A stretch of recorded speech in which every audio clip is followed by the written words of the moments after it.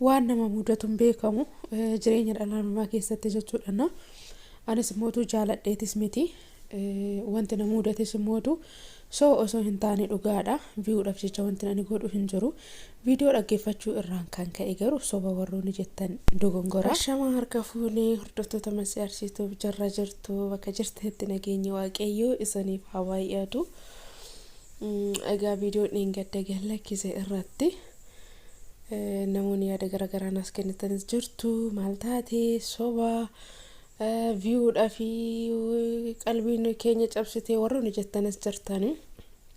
Galatoomee namni nama hanga namaaf yaaduu fi hanga namaaf rifatu koomentiis barreessitanii guddaa galatoomaan isiniin jedha.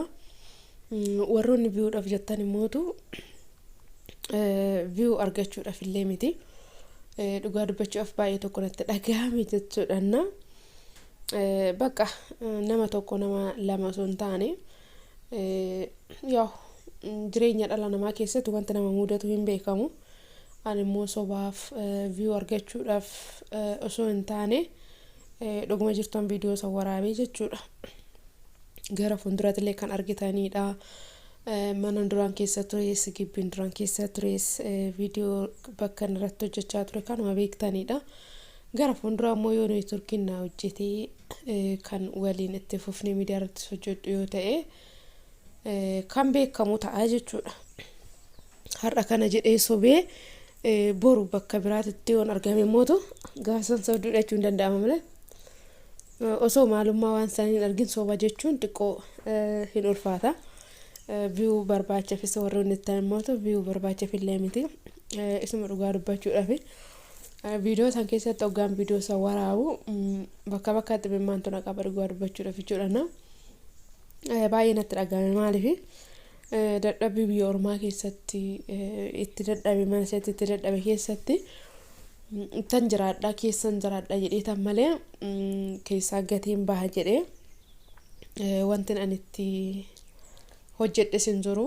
Jireenyaafis jedhee kanan bareechisaas ture mana sanii garuu mootu eeyyama waaqayyoo hin taane sababbii saniin mana san gatee ba'uutii danda'e jechuudha. Ergan dhufeellee ji'oota muraasa lakkoofsisee jira.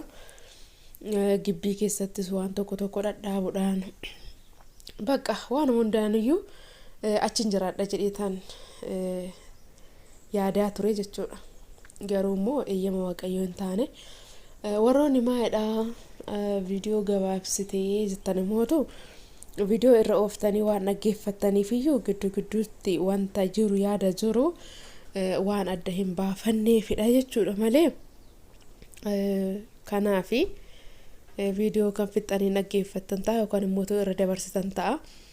Viidiyoon dheeratee illee miti. Viidiyoo daqiiqaa 8ti. Sanii olis yoo ta'e immoo viidiyoo waan naaf hin deemneefi malee waan biraatiif miti jechuudha. Kanaadha. Namni jaalatee qe'ee fi gallakkisee deemuun jiru garuu dirqama yoo ta'es immoo omaa jechuu miti. Wanta akkanaa eenyumaayyuu ni mudata yoo ta'e mudachuus danda'a. Garuu immoo of amansiisuun dirqama garuu haa ta'u yeroodhaaf immoo baay'ee namatti dhagahama jechuudha. Turtiin hangaachee ture keessatti namoota wal baree diggisii yaa'u biyya keenya keessatti waliin hojjechuutu jira, waliin nyaachuutu jira, waliin dhuguutu jira, waa hedduutu jira jechuudha. Gaafa meeshaa saffeessisnee deemnu warra ullaatiin cha'u jechuun baay'ee tokko natti ulfaate jechuudha.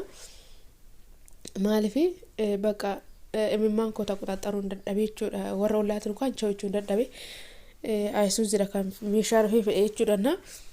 Durseta makiina keessa seenee jechuudha. Baay'ee namatti ulfaata. Namni naannoo tokkotti nama tokko barate dingata mootu yoo keessa deemu jechuudha.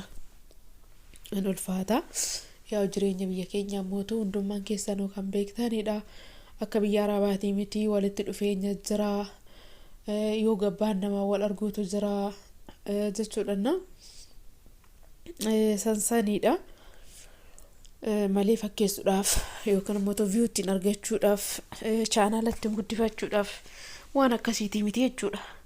Asittis immoo mana nama keessatti gale immoo viidiyoo waraabuu danda'a. Soba warroonni ittiin immoo akkasitti amanuu dandeessanii amantanis wanti sobaaf godhe yookaan viiyuu argachuudhaaf jecha godhe tokkollee hin jiru isiniin jechuudha fanii jechuudha. Yaa maalummaa isaa isinitti anima guyyaa rabbi jedhe har'a osoo hin taane guyyaa rabbi jedhe kanan isinitti mudataa muddamanis waan tokko dubbachuun gaariin ta'u waan ta'eefi garuu mootu in sobde warra jettanii fi viidiyoo ittaanu keessatti deebii kan argattan ta'a jechuudha. Viidiyoo ittaanii dhufu keessatti yaa jireenyi bakka hundattuu garuu jireenyuma haa ta'u garuu achitti dadhabnee dhufne asitti yoo wanti biraa nama mudatu yoo biyya ofii keessatti moodu jiraachuu dadhaban xiqqoo tokko namatti dhagahama jechuudha. Bakka sanatti ana kan garaan na badisi kanan gaddisi namootaan ollaa tokkotti baradhes mootu chaa'uudhee deemuun baay'ee tokko natti ulfaate mana bareechisee qa'ee ittaan jiraadha jedhee waan tokko dhadhaabe keessaa deemuun kan koo hangana kan hin jedhamne natti dhagahame jechuudha. Waan nama mudatu hin beekamu garuu yaa waan hundumaafiyyuu galata waaqayyoodhanii jiraachuudha. Garuu akka nuti karoorfannetti mootu jireenyi namaaf ta'uu dhabuu dandeessi. Akka nuti hin jiraannetti mootu jiraachuus dhabuu dandeenya. Yaa bakkuma deemnetti mootu yoo nagaanis jiraate yoo fayyaan jiraate dhalli namaa jiraachuu danda'a. Abdii kutachuun hin barbaachisu.